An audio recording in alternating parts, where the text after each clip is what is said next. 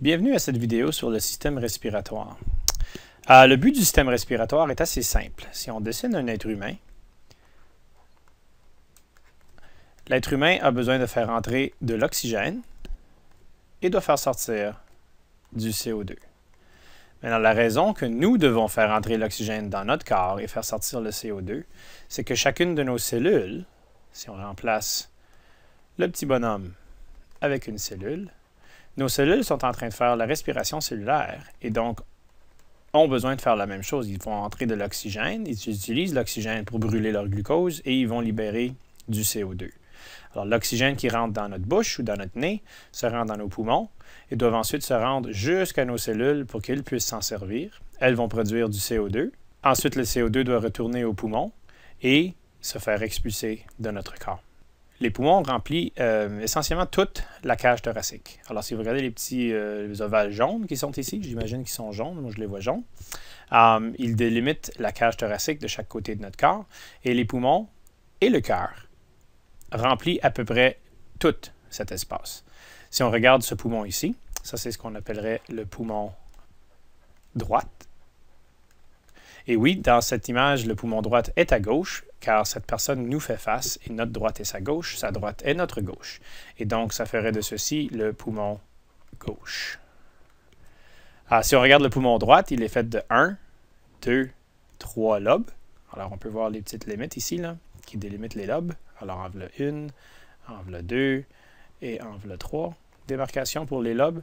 Et si on regarde le poumon gauche, et on peut le mieux voir ici, parce qu'on a enlevé une section dans cette image-là. Alors ici, nous avons seulement 2 sections.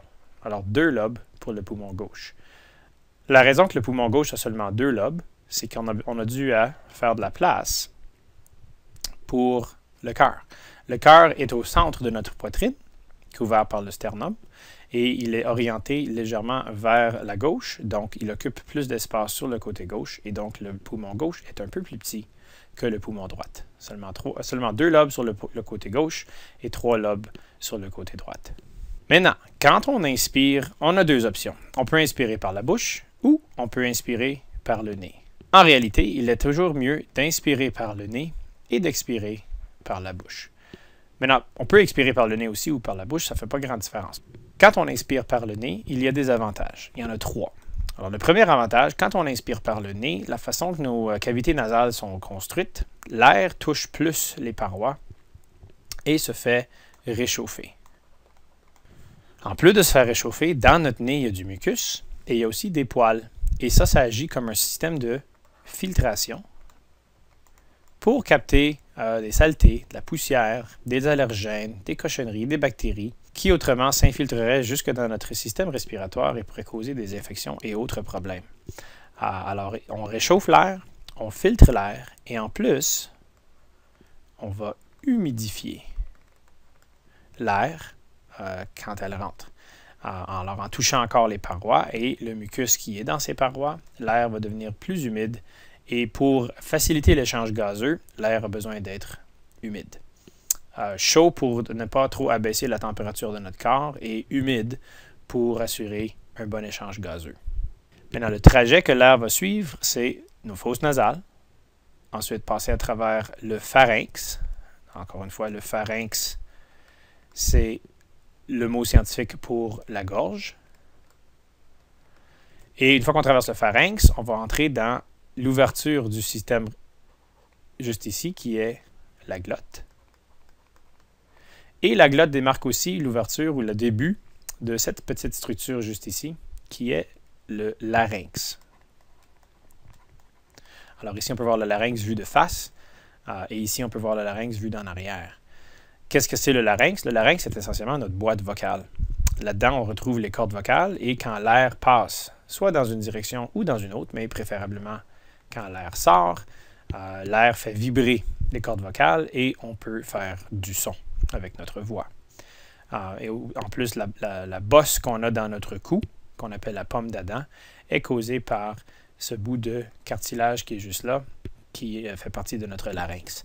Attaché au larynx, nous avons le début de ce qui s'appelle le tube respiratoire, et c'est la trachée, qu'on verra mieux dans la prochaine image. Ici, on peut voir le larynx vu de côté avec des ligaments, du cartilage, toutes sortes de belles affaires, même du gras qui font partie de ce qu'on appelle la boîte vocale pour permettre de faire du son. Et comme nous avons vu dans le système digestif, nous avons juste ici la belle structure qui bouche. Alors ça va se refermer ici. Et ça va boucher notre glotte lorsqu'on avale. Autrement, ça demeure toujours ouvert pour laisser passer l'air en va-et-vient dans nos voies respiratoires. Nous avons ici une vue assez simpliste, mais quand même détaillée, de ce qu'on appelle l'arbre respiratoire. Mais c'est aussi le système respiratoire ou l'appareil respiratoire. Mais pourquoi l'arbre respiratoire? Bien, si on le virait à l'envers, on pourrait voir un genre de tronc, des branches, et au bout des branches, nous avons ce qu'on pourrait appeler des petites branches et même des feuilles qui portent le nom d'alvéoles. On verra ça dans 2 secondes. Alors, comme on a vu dans la dernière diapo, nous avons ici le larynx qui est notre boîte vocale. Alors, l'air va passer à travers ceci, va ensuite entrer dans la trachée. Maintenant, si on regarde la trachée, nous pouvons voir des stries. Maintenant, ces stries-là, ce sont des anneaux de cartilage. Maintenant, que font ces anneaux de cartilage? Ils empêchent la trachée de se refermer sur elle-même quand on se fait pousser sur le cou ou qu'on se ferait heurter le cou d'une façon ou d'une autre dans un sport ou peu importe par accident. Ces anneaux de cartilage-là gardent la trachée ouverte. Car si la trachée se ferme sur elle-même à cause qu'elle est couverte de mucus à l'intérieur, elle collerait et on ne pourrait plus l'ouvrir et donc on manquerait de souffle et on pourrait même en mourir. Alors, c'est la trachée. Alors, l'air va suivre la trachée, descendre jusqu'ici, et on ne peut pas très bien le voir, mais si je me mets en une différente couleur, allons-y avec le vert. Si on regarde ici, ça branche en 2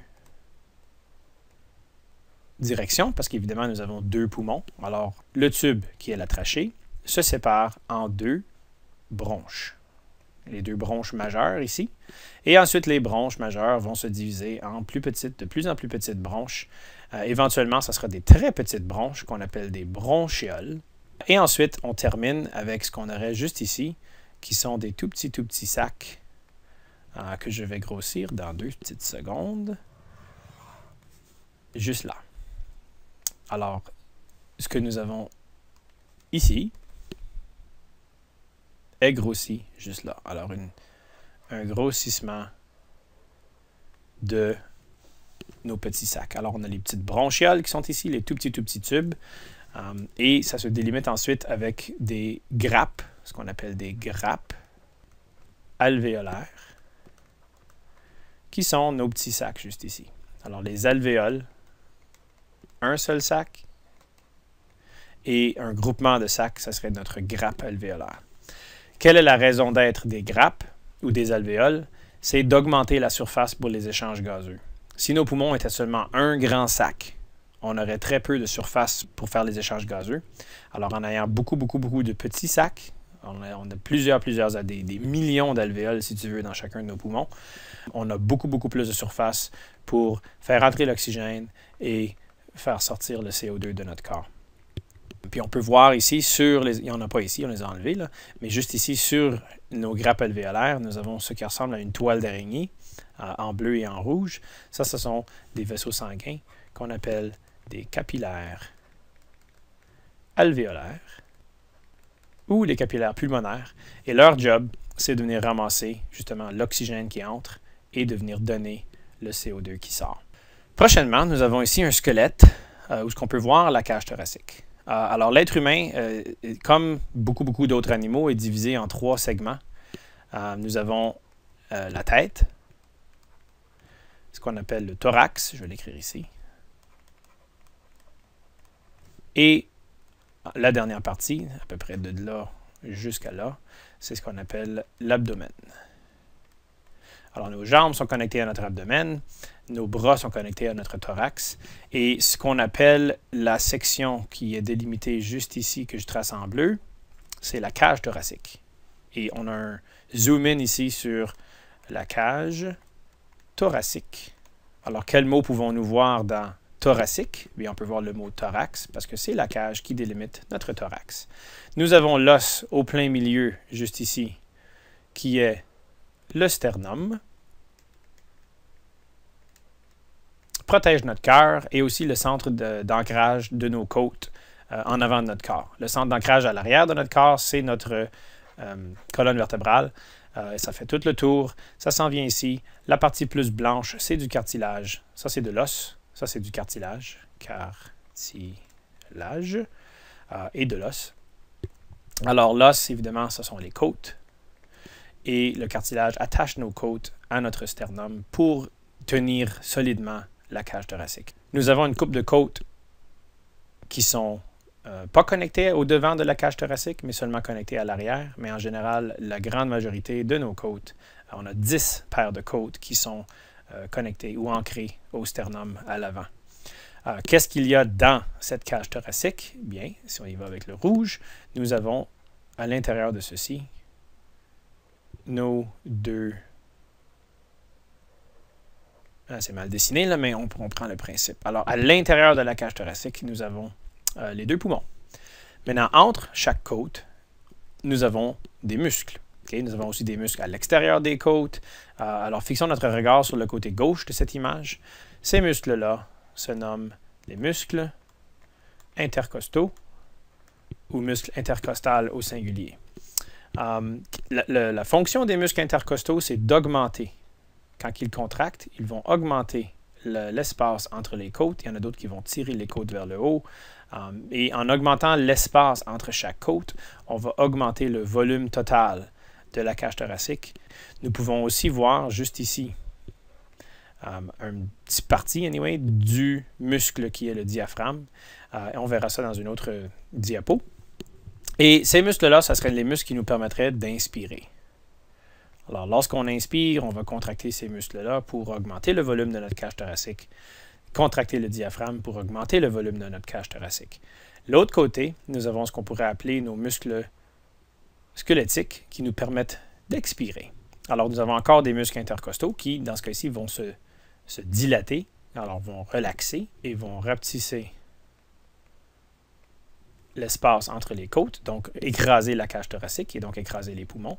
Et lorsqu'on pousse de l'air hors de nos poumons, comme pour souffler, gonfler un ballon ou quelque chose du genre, on utilise aussi nos muscles abdominaux. Alors on peut voir ici trois de nos muscles abdominaux, on peut voir les obliques ici sur les côtés.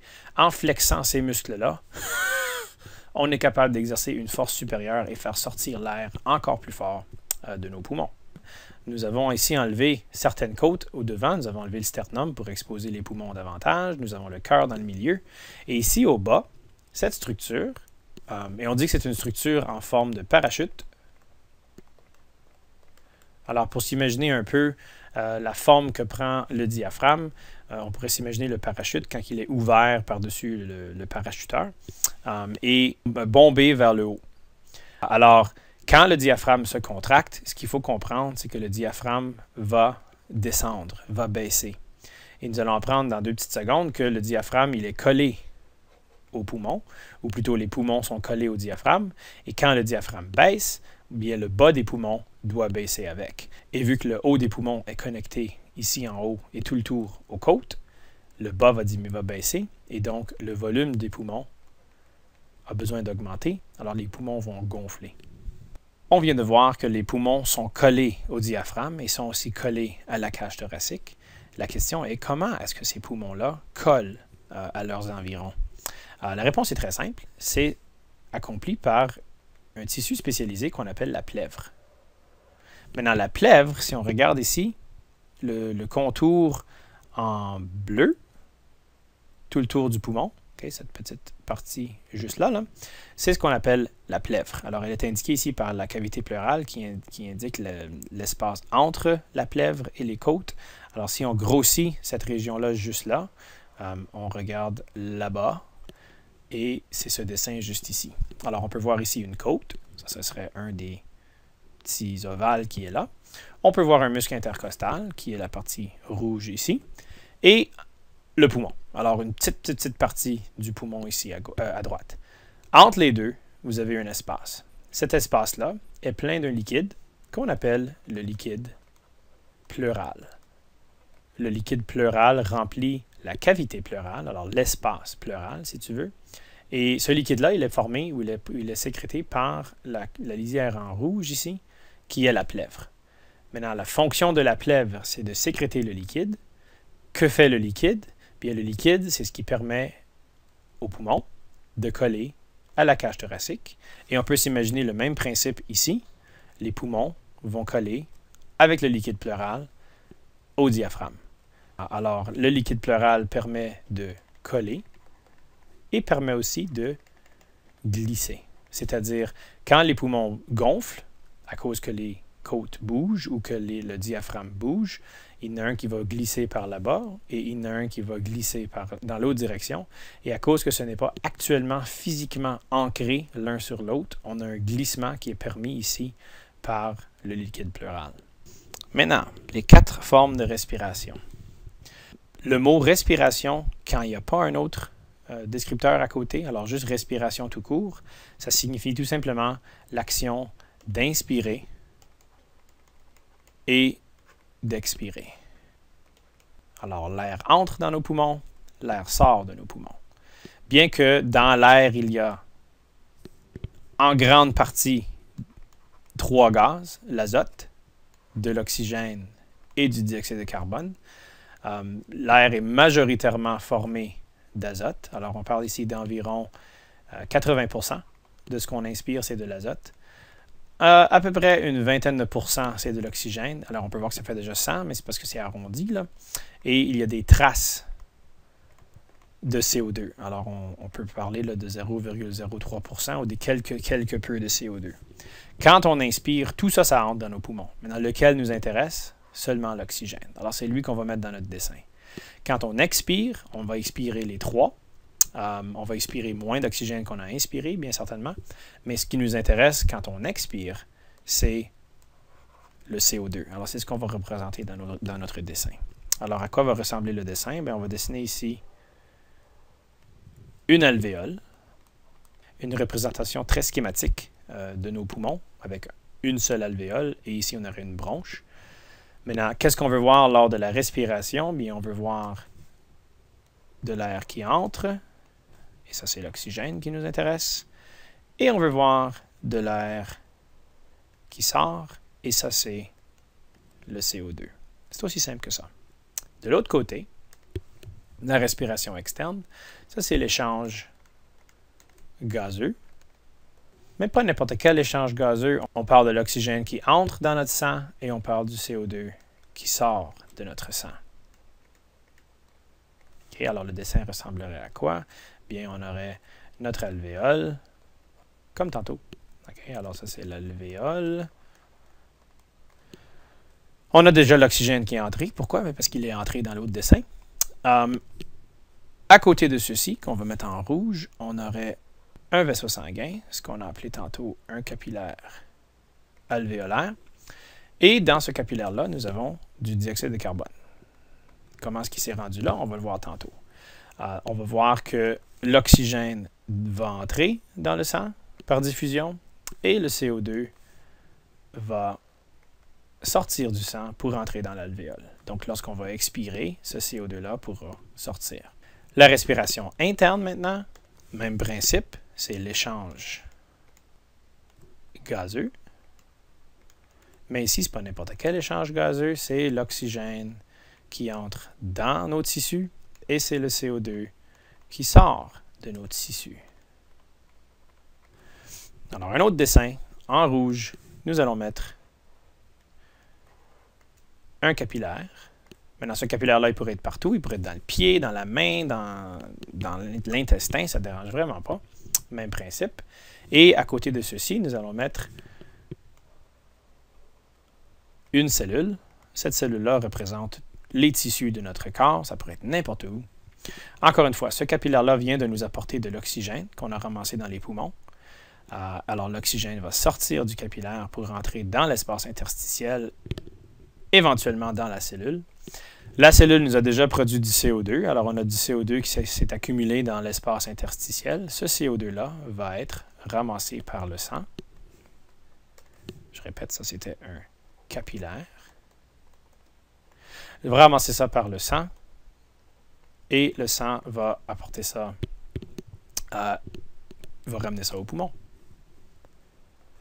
L'autre côté, nous avons la respiration cellulaire. Maintenant, ça, si on est des experts sur la respiration cellulaire, c'est notre module 1. Alors, c'est tout simplement la production de glucose. On parle de respiration cellulaire aérobie ici, à l'aide de l'oxygène. Alors, à quoi ressemblerait notre dessin? Bien, nous avons une cellule avec son noyau. Et on va lui dessiner une mitochondrie, juste pour être précis dans les détails. Puis, cette mitochondrie-là, elle fait quoi? Bien, elle prend l'oxygène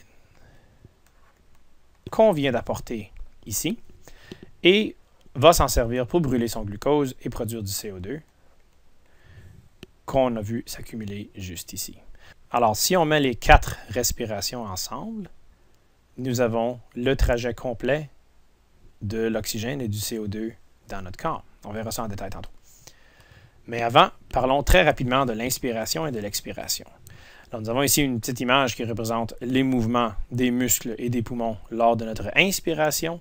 C'est assez simple. Le principe est le suivant.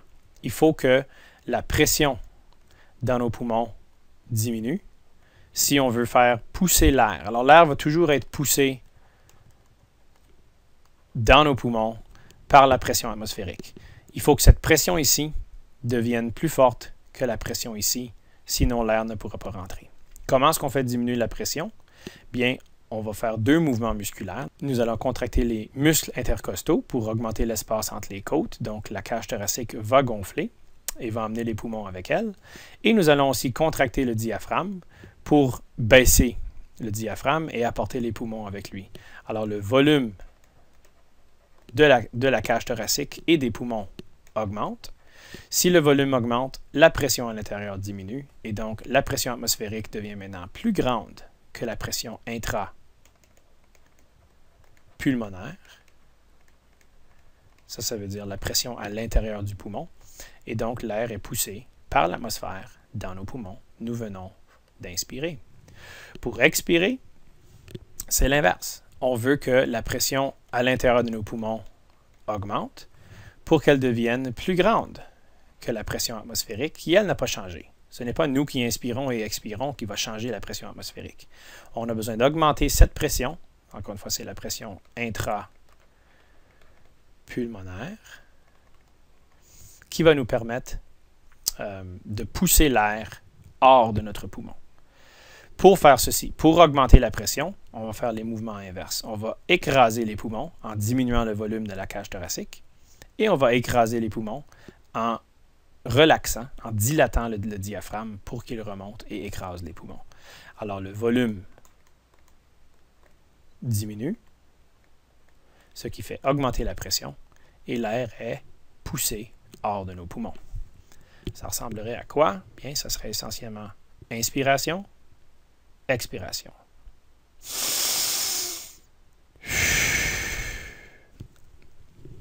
Parlons maintenant de nos 4 types de respiration. Nous avons ici un diagramme des alvéoles qui représente le fin fond de nos poumons, partout où on a ramifié les bronches jusqu'à temps qu'on arrive au petit sac respiratoire. Pour le simplifier, le diagramme, pour notre explication, on va juste le représenter comme ça. Alors, on peut voir la limite de chaque alvéole, mais on peut surtout voir ce qui se passe à l'intérieur de l'alvéole. Alors, lors de la respiration, l'air entre. Nous avons pris une inspiration, l'air est rentré, c'est l'oxygène qui nous intéresse. Qu'est-ce qui va arriver? Cet oxygène-là va entrer dans le sang. Nous avons ici un capillaire alvéolaire qui est représenté de façon schématique. Qu'est-ce qu'il y a dans ce capillaire alvéolaire-là? Bien, nous avons un globule rouge. Maintenant, le globule rouge, il est bleu. Pourquoi il est bleu? Mais c'est lorsqu'il va ramasser l'oxygène qu'il va devenir rouge. Alors, il va ramasser l'oxygène, devenir rouge. Ce globule rouge-là va ensuite se déplacer avec l'action du sang qui bouge pour arriver au cœur. Maintenant, on remarque que le diagramme a 2 cœurs. On n'a pas actuellement 2 cœurs, mais on a un cœur qui est divisé en 2 côtés. Alors, le côté qui nous intéresse pour cette figure-là, c'est le côté rouge du cœur et c'est ce côté ici. Alors, le globule rouge va entrer, on va faire semblant qu'il passe par-dessus, on va entrer dans le côté gauche du cœur. Le globule rouge va sortir, il va être pompé par le côté gauche du cœur va se faire propulser jusqu'à un capillaire à quelque part dans le corps. Maintenant, ce quelque part-là comprend un tissu quelconque. Alors voilà notre cellule avec son noyau. Et cette cellule-là, encore une fois, représente tous les tissus du corps humain. Le globule rouge va maintenant donner son oxygène et il devient bleu. Alors, on va le remplacer avec un globule rouge bleu. On l'appelle quand même globule rouge. On verra qu'il y a un nom scientifique pour éventuellement. Il devient maintenant bleu. Puis en même temps qu'il est là, un 2 pour 1, il va ramasser le CO2. Pourquoi il y a du CO2? Bien, encore une fois, l'oxygène est entré dans la cellule. La mitochondrie s'en est servie pour brûler le glucose, a produit du CO2 et le CO2 est ramassé par le globule rouge qui est maintenant bleu. Ce globule rouge-là se fait encore pousser dans le dos par le sang et il va s'en venir maintenant l'autre côté du cœur. Alors, il va s'en venir sur le côté droit du cœur qui, lui, on va représenter ici en bleu.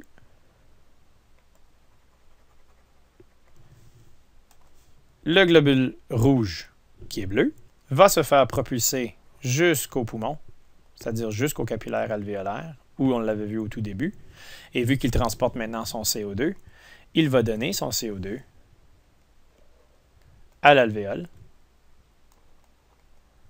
qui, elle, va ensuite s'en débarrasser lors de l'expiration.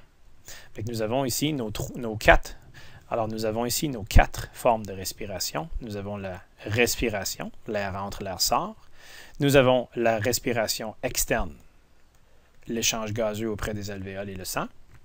Nous avons ensuite la respiration interne, l'échange de gaz auprès des tissus. Et nous avons la respiration cellulaire, l'oxygène qui est utilisé pour brûler le glucose et produire du CO2. Finalement, nous avons cette diapo qui nous démontre un spirogramme. Maintenant, c'est quoi un spirogramme? C'est un graphique. Alors, la seule partie de toute cette image qui est le spirogramme, c'est cette partie juste ici, le graphique. Spirogramme, par définition, c'est une représentation graphique de l'air qui entre, l'air qui sort, c'est-à-dire les capacités ou les volumes de nos poumons. On irait chez le médecin nous brancherait après ce qu'on appelle un spiromètre, soit un numérique comme celui-ci ou un plus simpliste comme celui-ci. On se met la bouche sur le dispositif qui est là, on tire l'air, on fait monter la petite balle ou on fait enregistrer avec les chiffres qui sont juste ici et on mesure une certaine quantité d'air qui est entrée dans nos poumons. Une personne typique en santé peut contenir environ 6000 millilitres d'air dans ses poumons. Un athlète professionnel ou un nageur professionnel en aurait plus.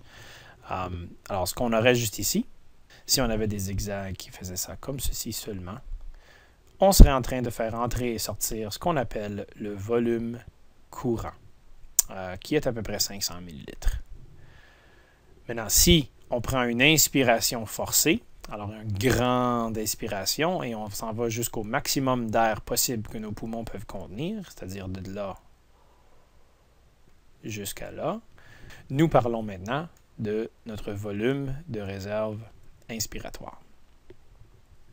Si, autrement, nous prenons une expiration forcée, comme on a vu tantôt, en utilisant nos muscles abdominaux pour pousser l'air hors de nos poumons, on parle maintenant de volume de réserve expiratoire. Et finalement, nous avons cette petite quantité d'air juste ici, qui s'appelle le volume résiduel. Maintenant, celui-là est facile à retenir parce qu'un résidu, ou ce qui est résiduel, c'est ce qui reste, ou ce qui demeure.